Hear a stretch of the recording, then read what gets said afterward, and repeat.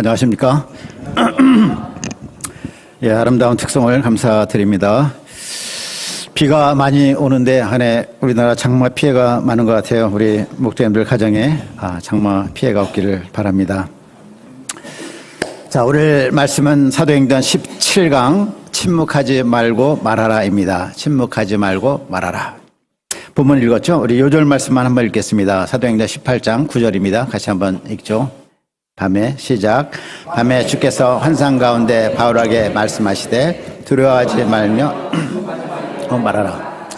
하나님 아버지, 예수님을 허락하여 주시고 영원한 멸망에 처할 저희들을 긍휼히 여기사 구원하시고 참 죄사함과 영생을 주신 것을 감사드립니다. 날마다 이 은혜를 기억하고 새롭게 붙들게 도와주시고 하나님을 아는 지식에서 날마다 성장하게 도와주시기를 간절히 기도합니다. 사도행전 말씀 우리 가운데 허락하심을 감사합니다. 이 시간에 참 17강 말씀을 새롭게 우리가 받고 영접하여서 주의 참 신령한 뜻을 깨닫고 말씀을 받을 수 있도록 은혜 주시기를 간절히 기도합니다. 종을 붙들어 주옵소서. 예수님의 이름으로 기도하였습니다. 아멘. 예, 오늘 말씀은 바울의 고린도 개척, 고린도 전서, 고린도 후서 우리가 잘 알고 있죠. 고린도 교회 개척에 대한 내용입니다. 고린도는 아가야 주의 수도. 지금 지도가 예전과 좀 다른데 그리스 반도가 그 당시 아가야가 제일 중간에, 아가야가 중간에 있고 위에가 마게도냐, 아래가 그리스가 있었습니다. 이 고린도주의 수도가 고린도였고 아가야주의 수도가 고린도였고 거기엔 로마 총독이 거주하고 있었습니다. 신흥 항구 도시로서 무역과 상업이 번창했고 사람들은 부유하고 따라서 향락과 사치가 많았던 곳, 그런 곳이었습니다. 성적으로 타락해서 고린도 아프로디테 신전에는 여사제 1000명이 있었다고 합니다. 그들 대부분이 매춘부였다라고 알려져 있습니다. 한마디로 고린도는 어떤 곳입니까? 개척하기 어려운 곳, 정말 복음으로 정복하기 어려운 곳, 그것이 고린도였습니다. 그런데 바울은 그곳에서 큰 하나님의 역사를 섬깁니다. 그 비결이 무엇일까요? 우리가 오늘 말씀을 통해서 그 비결을 배워서 고린도와 같은 이 시대를 섬길 수 있기를 기도합니다. 자, 첫째, 아굴라와 브리스길라. 자, 바울은 아덴에서 사역을 마치고 지금 고린도에 도착을 했습니다. 아덴은 우리가 아다시피 철학의 중심지라고 할 수 있죠. 철학과 사상과 문화의 중심지라고 한다면 고린도는 무역, 상업의 중심지였습니다. 그가 고린도에 왔을 때 고린도에서 누구를 만나게 됩니까? 2절 말씀을 우리 같이 한번 읽어볼까요? 2절. 아굴라 시작. 아굴라라는 본도에서 난 유대인 한 사람을 만나니 글라디오가 모든 유대인을 명하여 로마에서 떠나라 한 고로 그가 그 안에 그리스도와 함께 이달레오로부터 새로 온지라 바울이 그들에게 가매. 본도는 폰투스라고 해가지고 어떤 지역을 말하는데 그 뜻은 바다란 뜻입니다. 본도란 것이 바다란 뜻인데 터키 소아시아의 북쪽 그 흑해 연안 지방을 본도라고 그렇게 불렀습니다. 본도 출신 유대인 하나가 있었는데 그의 이름이 아굴라였어요. 그의 아내는 브리스길라였습니다. 이 브리스길라라는 이름, 브리스길라, 브리실라, 브리스가 이렇게 부르고 또 비슷한 이름 드루실라 이런 말이 있는데 이런 그 이름은 로마 귀족 여성들의 전형적인 이름이었습니다. 그래서 브리스길라는 로마 여인이었다 이렇게 학자들은 보고 있습니다. 그들은 글라우디오 황제의 유대인 추방 명령에 따라서 로마를 떠났어요. 글라우디오의 유대인 추방 명령이 AD 49년에 있었는데 유대인 크레스투스라는 사람이 선동해서 자주 유대인들이 폭동을 일으켰습니다. 그래서 글라우디오 황제가 모든 유대인들은 로마에서 나가라 해서 전부 추방을 시켰습니다. 그래서 아굴라 부부가 로마를 떠나서 어디로 왔는가? 고린도로 왔습니다. 아굴라 부부의 직업이 무엇이었습니까? 천막을 만드는 것이었어요. 텐트 메이킹. 그래서 바울도 이곳에 조인하게 되는데 요즘에 그 평신도 선교사다 이렇게 부를 때 영어로 텐트 메이킹 미셔너리즈 또는 텐트 메이커 이렇게 용어를 쓰고 있습니다. 당시 로마 군대에 납품하는 그런 천막 수요가 많았습니다. 자, 그런데 바울도 천막을 만드는 기술이 있었어요. 우리는 바울이 성경 선생이 뭐 천막을 만들까 싶은데 당시 유대인들은 자녀들에게 성경을 가르치면서 동시에 한 가지씩 기술을 가르쳤어요. 그래서 그들이 어디로 가든지 생계를 유지할 수 있는 그런 방편을 삼아 주었습니다. 바울의 고향 길리기아 다소는 천막 만드는 기술로 유명한 그러한 도시였습니다. 그런 고린도 와서 복음 역사에 아무런 장애가 없도록 자비랑을 하기 원했습니다. 물질 자립을 스스로 하기 원했는데 어떤 마땅한 길이 보이지 않았어요. 그런데 아굴라 부부를 만났는데 이들이 천막을 만드는 직업을 갖고 있기 때문에 자기도 그 기술이 있기 때문에 같이 동역하면서 합심하여 사업을 시작하게 되었습니다. 아굴라 부부는 로마에서부터 믿음을 가진 것으로 그렇게 봐요. 우리가 아다시피 성령 강림 오순절에 많은 디아스포라 유대인들이 예루살렘에 오지 않습니까? 그 중에 복음을 받아들인 사람이 일부가 로마에 가서 교회를 세운 것으로 봅니다. 그 교회를 통해서 아굴라 부부는 복음을 받아들인 것으로 봅니다. 그러나 이들이 바울의 평생 동역자가 되지 않습니까? 이것을 볼 때 바울의 제자 양성을 통해서 그들은 성숙한 성경 선생으로 성장한 것으로 보고 있습니다. 예수님이 12 제자를 세우실 때 같이 살면서 그들을 양성하신 것처럼 바울도 그들과 공동생활하면서 그들을 제자로 키웁니다. 같이 살면서 바울의 그 삶과 그의 인격과 그의 믿음과 사랑과 모든 것이 전수되어서 그들은 빼어난 목자여 성경 선생으로 성장하게 됩니다. 그들은 바울을 사랑하였고 귀한 동역자들이 되었습니다. 성경에 나오는 하나님의 동역자 중에서 아마 가장 아름다운 부부가 있다면 아굴라와 브리스길라가 아닌가 이렇게 생각이 돼요. 실제로 우리 교회 공동체는 이런 부부가 많이 필요합니다. 어떤 부부? 자기 일을 성실하게 하면서도 언제나 도움이 필요할 때 그 자리에 있어서 도와줄 수 있는 그런 부부. 성도들의 필요성을 은밀히 돌아보고 살피고 섬기는 부부. 합심과 어떤 도움과 기도가 필요할 때 언제든지 적극적으로 조력해주는 부부. 배움이나 격려가 필요한 성도가 있으면 조용히 데려다가 가르쳐주는 부부. 이런 동역자 부부가 얼마나 귀중한지 모릅니다. 마음이 맞는 가정 셋만 있어도 교회는 문제가 없다 이런 말이 있어요. 그 정도로 충성된 동역자 부부를 찾기가 쉽지가 않다는 것입니다. 바울은 브리스길라 아굴라에 대해서 로마서 16장에서 이렇게 말합니다. 16장 3절 4절입니다. 너희는 그리스도 예수 안에서 나의 동역자들인 브리스가와 아굴라에게 문안하라. 그들은 내 목숨을 위하여 자기들의 목까지도 내어놓는 나뿐 아니라 이방인의 모든 교회도 그들에게 감사하느니라.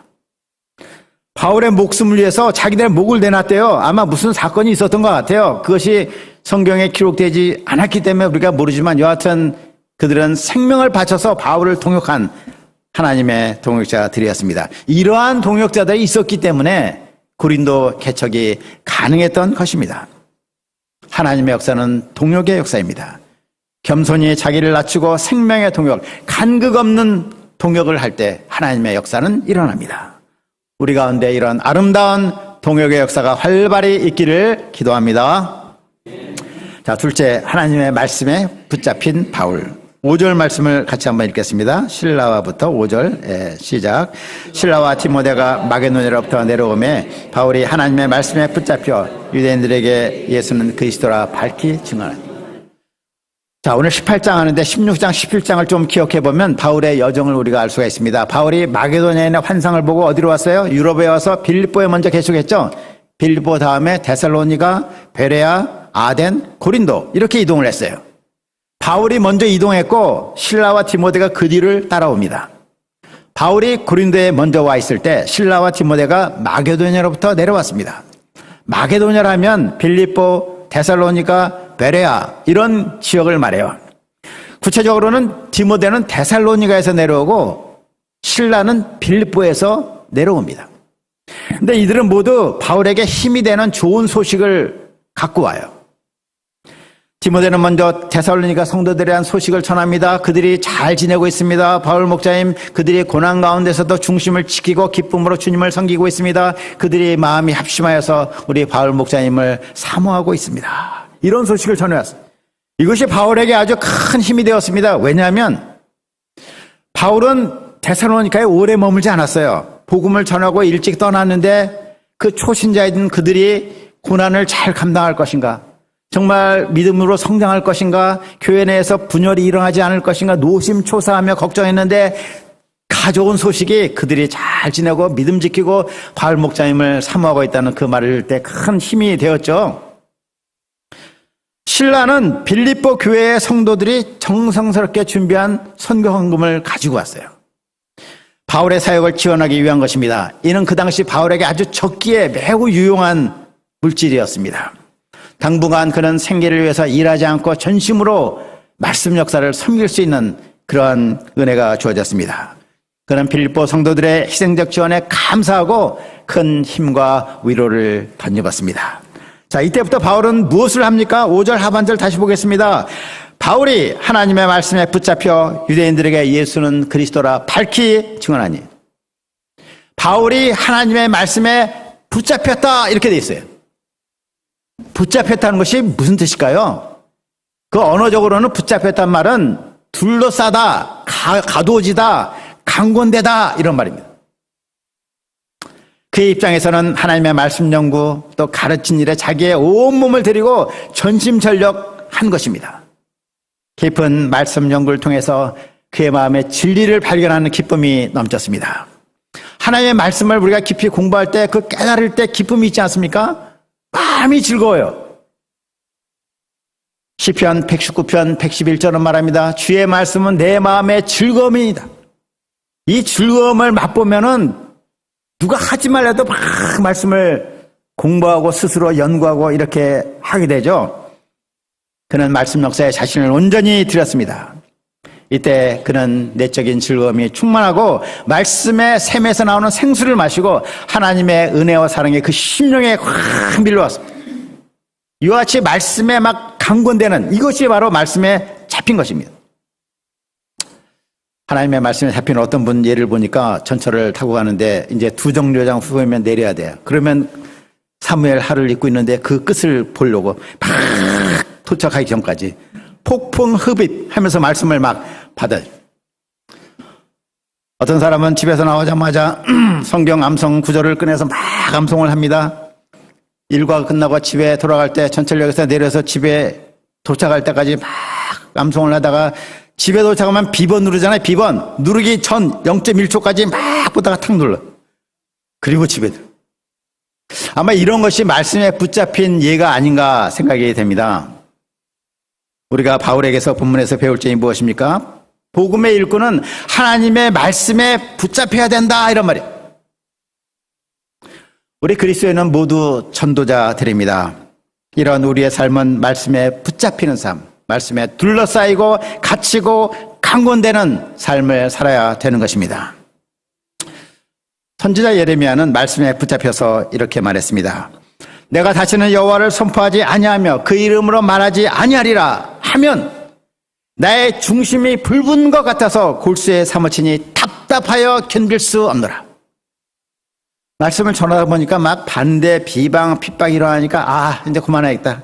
내가 다시는 여호와를 선포하지 아니하고 그의 이름으로 말하지 아니하겠다 이렇게 결심을 하면은 마음이 편해야 될 텐데 도리어 갑갑하고 그 중심이 불붙는 것 같고 골수에 사무쳐 견딜 수가 없다고 말은. 그 말씀에 붙들리면 그냥 강권되어서 자기도 어떻게 할 수가 없는 것입니다. 바울도 고린도전서 9장 16절에서 이렇게 말했어요. 내가 복음을 전할지라도 자랑할 것이 없으면 내가 부득불 전함이라. 부득불이란 말이 무슨 말이냐면 NIV 영어 성경에는 I am compelled to preach 이렇게 돼 있어요. I am compelled. 내가 어떻게 할 수가 없다는 것이에요. 막 강권되어 갖고 막 밀려나가는 것입니다. 사도들도 유대 공회원들에게 말했습니다. 우리는 보고 들은 것을 말하지 아니할 수 없노라. 우리는 우리 힘만으로 복음을 전할 수 없어요. 우리 힘이 뭐 대단한 거 아닙니다. 말씀에 붙들려야 돼요. 하나님의 말씀의 힘을 받아야 됩니다. 하나님의 사랑에 강권될 때 우리가 전도를 할 수가 있습니다. 우리가 이를 위해서 하나님의 말씀을 깊이 받고 묵상을 해야 되겠습니다. 말씀을 깊은 감동으로 받아야 되겠습니다. 말씀 또 가르칠 때 이 지식으로만이 아니라 큰 확신과 성령의 능력과 감동으로 말씀을 전할 수 있기를 기도합니다. 자, 셋째, 침묵하지 말고 말하라. 9절 말씀 같이 한번 읽겠습니다.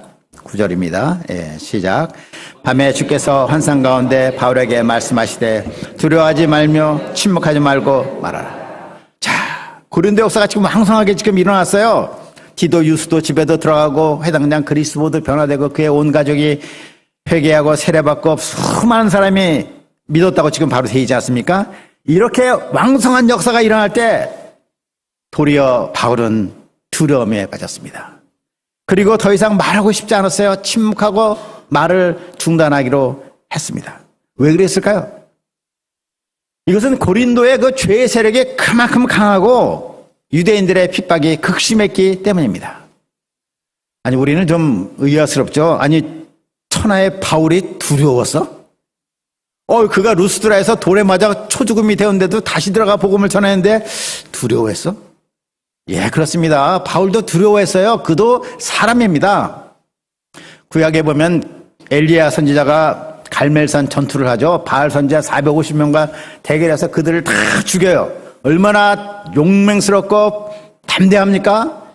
그런데 그때 이세벨이 한마디에 뭐라고 그래요? 내일 이맘때 너는 세상에 있지 않을 것이다.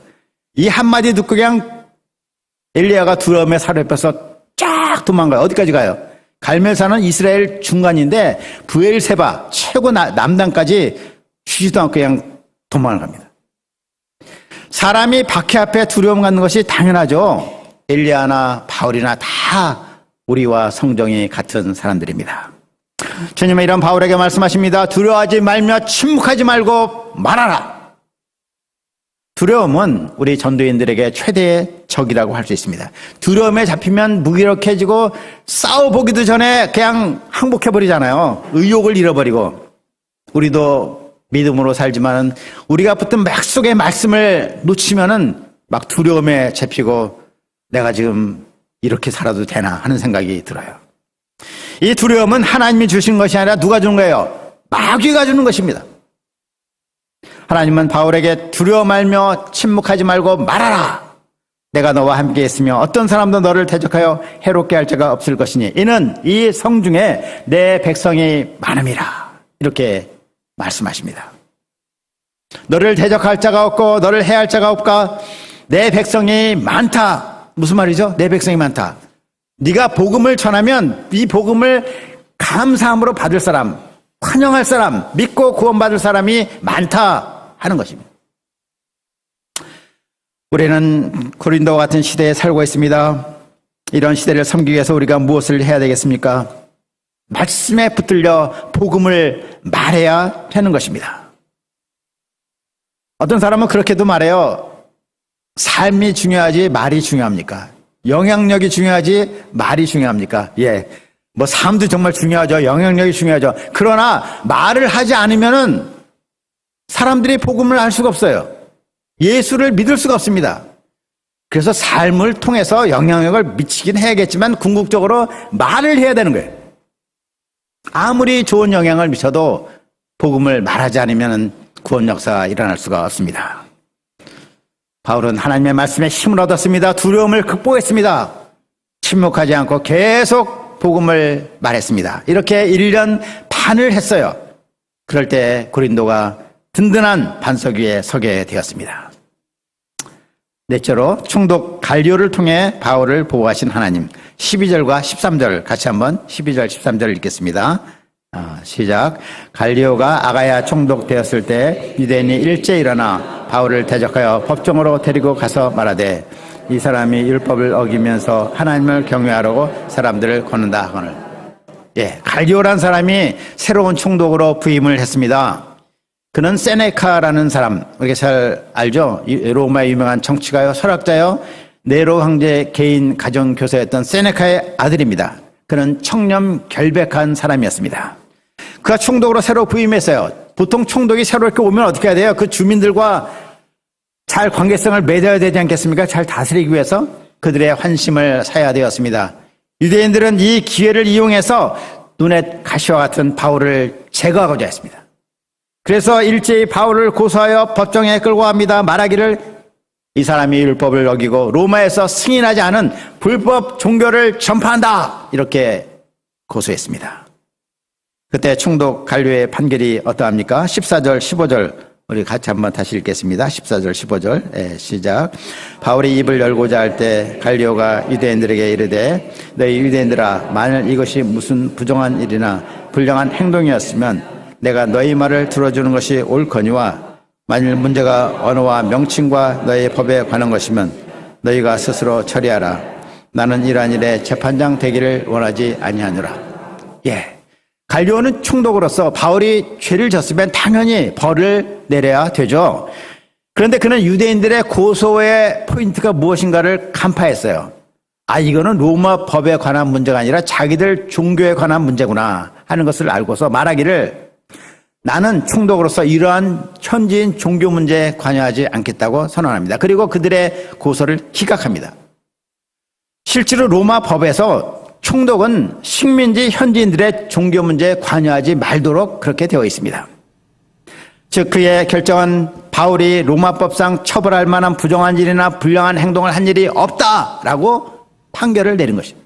그리고 고소한 자들 법정에서 쫓아냈습니다. 이런 그의 결정은 선교적인 차원에서 좀 중요한 의미가 있어요. 그동안 바울이 선 법정은 그 도시에서만 효력이 있는 법정이었어요. 읍장이나 시장이 판결한 재판이었죠. 이번 결정은 총독의 결정, 그 아가야주 전체에 효력이 미치는 다른 도시에도 미치고 또 다른 제국의 주에도 선례가 되는 그러한 판결이었습니다. 이로 인해 바울은 합법적으로 적어도 향후 10여 년간은 복음을 자유롭게 전할 수 있게 되었습니다. 물론 비록 유대인들이 불법적으로 막 비판하고 막 돌을 던지고 폭력을 행사하긴 했습니다. 갈리오의 이러한 결정의 의미는 하나님께서 이방인을 통해서라도 복음의 일꾼을 보호하신다는 것을 알려주고 있습니다. 자, 마지막으로 다섯째, 겐그라에서 머리를 깎은 바울. 18절 말씀 우리 형제님들이 18절 한번 읽겠습니다. 시작. 바울은 더 여러 날 머물다가 형제들과 작별하고 배 타고 수리아로 떠나갈새 브리스길라와 아골라도 함께 하더라. 바울이 일찍이 서원이 있었으므로 겐그라에서 머리를 깎았더라. 예, 고린도도 항구지만 겐그레아는 조금 더 바다에 인접한 그 외향이었습니다. 겐그라에 가보신 분들 아마 유럽에 선교여행 가신 분들 있을 것 같아요. 어떤 분들 얘기 들으니까 실제로 겐그레아는 지금 아무런 유적이 남지 않고 그냥 벌판이에요. 이렇게 논과 밭과 야산같이 그런 것만 있어요. 그래서 그분은 겐그레아 생각하면 거기서 수영했던 것밖에 기억이 안 난다고 그러더라고요. 저도 아무 생각이 안 나고 그게 뭐 버스 정류장 같은 게 하나 있었는데 거기서 아이스크림 먹은 것만 생각이. 거기서 바울이 머리를 깎았는데 이 머리를 깎았다는 것은 바울이 일찍이 어떤 서원을 했다, 나실인 서원을 했다는 것을 말해줘요. 민수기 6장에 보면 나실인 서원에 대한 규례가 있는데 사람이 하나님께 일정한 기간을 정하여서 헌신된 삶, 예배와 견건과 말씀에 집중하는 그런 삶을 살고자 서원을 할 수가 있어요. 어떤 기도점을 가지고 하죠. 그 기간 동안에 포도주나 독주를 멀리하고 머리를 기르고 하나님께 예배와 경건에 힘쓰는 삶을 삽니다. 그리고 그 서원한 날이 차면은 제사를 드리고 자기 머리를 깎아 제단에 불태우고 하나님께 감사하는 그것이 서원 의식입니다. 성경에는 바울이 무엇을 서원했는지는 기록하고 있지 않아요. 그래서 우리 내용은 모릅니다. 그러나 그의 기도 제목이 다 이루어졌기 때문에 머리를 깎고 하나님께 감사하는 것이다 라고 우리가 알 수는 있습니다. 아마 바울은 고린도 개척을 시작하면서 이 복음화되기 어려운 그 도시를 생각했을 것입니다. 주님, 제가 이 역사를 위해서 저의 온 마음과 온 힘을 다 주님께 드리겠사오니 주님께서 도와주십시오. 이런 아마 기도를 했던 것 같아요. 1년 반 후에 돌아보니 하나님의 은혜가 참으로 컸어요. 고린도 개척을 위해서 하나님께서 하신 일이 무엇입니까? 우리가 본문을 돌아봐도 나오죠. 첫째는 바울이 고린도에 왔을 때 물질 자립이 필요했는데 자비랑할 길이 없었는데 아굴라 부부를 만나게 하시고 사업을 같이 하게 하심으로 자비랑하게 하셨습니다. 두 번째는 아굴라 부부를 충성스러운 동역자들로 하나님이 세워주셨습니다. 세 번째는 무엇입니까? 디모데와 실라를 마게도냐로부터 보내주셔가지고 그에게 격려와 힘을 주셨습니다. 빌립보 교회에 헌금을 보내주셔서 전적으로 말씀 역사에 올인하게 하시고 말씀에 사로잡히는 그런 은혜를 주셨습니다. 그가 두려웠을 때 주님께서 직접 환상 가운데 나타나셔서 믿음을 심으셨습니다. 두려워 말고 말하라 방향을 주셨습니다. 유대인들이 고소했을 때 갈려 총독을 쓰셔서 그의 고소를 기각하게 하시고 무죄 판결 내리게 하셔서 유대인들로부터 그를 보호해 주셨습니다. 이런 가운데 많은 제자들을 고린도에 세워주셨습니다. 디도, 유스도, 회당장, 그리스도의 가족들, 그리고 우리가 로마서 고린도 전서를 읽어보면 고린도의 리더들 이름이 많이 나와요. 에베네도, 스데바나, 부드나도, 아가이고 등 여러 사람의 이름이 나타납니다. 하나님께서 이러한 어려운 가운데도 리더들을 세우신 것을 생각할 때 감사했을 것입니다. 실상 바울은 뭘 했어요? 말씀에 사로잡혀가지고 붙잡혀가지고 복음을 전한 것밖에 없어요. 말씀에 붙잡혔다는 게 무슨 말이라고 했죠? 말씀이 그를 잡은 거예요. 그가 잡은 게 아니라 말씀이 그를 잡아서 쓰신 것입니다. 마치 운전사가 딱 들어가 앉아갖고 자동차를 운전하는 것처럼 운전하는 자는 말씀이고 자동차는 바울이에요. 운전하는 자가 이끄는 대로 가서 복음을 전하고 스피커 역할을 한 것입니다. 결국 하나님이 다 하신 거예요. 하나님이 인도하시고 하나님이 역사하시고 하나님의 사람을 변화시키고 세우셨습니다. 바울이 이 하나님의 은혜를 생각할 때 너무나 감사해서 뜨거운 눈물로 감사의 예물을 드렸을 것입니다. 19절을 보겠습니다. 마지막으로 같이 한번 19절 읽겠습니다. 에베소의 시작. 에베소에 와서 그들을 거기에 머물게 하고 자기는 유대인들과 자, 이곳에 브리스길라와 아굴라는 같이 왔는데 그들을 에베소에 남게 하고 자기는 회당에 들어가서 유대인들과 복음을 변론했습니다. 자, 유대인들의 반응이 어땠어요? 20절 보니까 반응이 좋았어요. 아주 호의적이었습니다. 여러 사람이 더 오래 있기를 청해요. 당신의 말씀 정말 은혜를 많이 받습니다. 감동적입니다. 좀 더 오래 여기 머물면서 우리에게 말씀을 알려주세요. 여기서 바울은 에베소 선교의 가능성을 보았을 것입니다. 3차 전도행 때 에베소를 집중적으로 선교를 하게 됩니다. 여하튼 이번에는 여정이 바빴어요. 21절 보니까 만일 하나님의 뜻이면 너에게 돌아오리라 하고 배를 타고 에베소를 떠나서 가이사랴에 상륙합니다. 22절 보면 올라가 교회의 안부를 물었다 이렇게 돼 있어요. 가이사랴에 상륙하여 올라가 교회의 안부를 물은 후에 안디오로 내려가서 이렇게 돼 있죠. 올라가 내려가. 어디를 올라간 것입니까? 예루살렘 교회를 올라간 것입니다. 예루살렘 교회에 올라가서 사도들에게 안부를 전하고 간단히 2차 전도여행 보고를 했습니다. 그리고 그 후에 안디옥으로 내려갔어요. 수리아 안디옥 세계선교 본부 바울의 파송교회로 내려가서 선교 보고대를 했을 것입니다. 그가 왜 유럽으로 건너갔는지 하나님께서 빌립보, 데살로니가, 베레아, 아덴, 고린도에서 어떻게 일하셨는가를 증거했을 것입니다. 결론적으로 바울은 고린도를 개척할 때 브리스길라, 아굴라 한 가정을 잘 섬겼습니다. 평생의 동역자로 얻었습니다. 또한 바울은 하나님의 말씀에 붙잡혀서 예수님이 그리스도이신 것을 밝히 증거했습니다. 바울은 약하고 두려워 떨었지만 주님께서 찾아오셔서 말씀하셨습니다. 두려워하지 말며 침묵하지 말고 말하라. 하나님이 선교 역사의 주체가 되십니다. 우리가 이 하나님을 믿고 온 마음으로 말씀을 사랑하고 말씀에 붙잡혀서 복음을 말할 수 있기를 기도합니다. 아멘. 기도하겠습니다. 하나님 아버지, 오늘 본문을 통해서 바울의 고린도 개척 역사를 배우게 하심을 감사합니다. 인간적으로 불가능한 그 복음 역사를 그가 말씀에 붙잡혀서 성령의 쓰임을 받을 때 그 개척 역사를 주님께서 이루어 주신 것을 감사합니다. 저희도 모든 두려움을 극복하게 도와주시고 말씀에 붙잡혀 복음을 말하는 저희들 되도록 축복하시길 간절히 기도합니다. 감사하고 예수님의 이름으로 기도하였습니다. 아멘.